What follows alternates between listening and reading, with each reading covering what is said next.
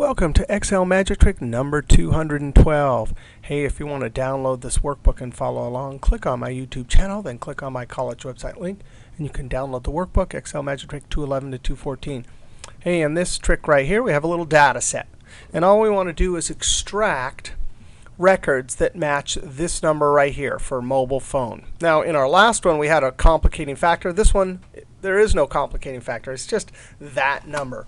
Hey, in this one, we're going to use just plain old filter and then copy and paste. And in our next one, we'll see a much more complicated way if you have a dynamic data set. Hey, let's convert this to a table or list. In 2003, it's called list. In 2007, it's called table.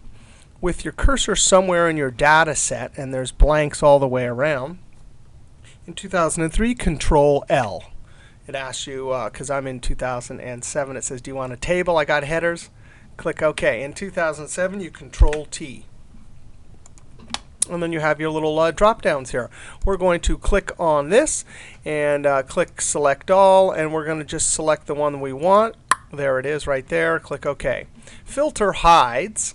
And then you can highlight the records that are not hidden because they match the criteria, and Control C.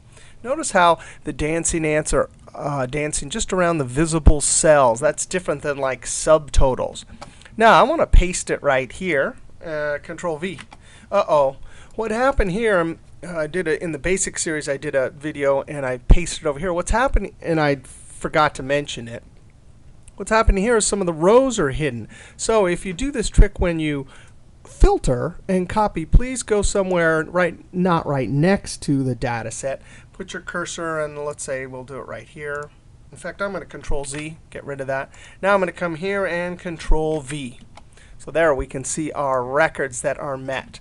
Now what's going on here? I think if we just expand the columns, then we can see our records. So we extracted records just doing filter and copy and paste.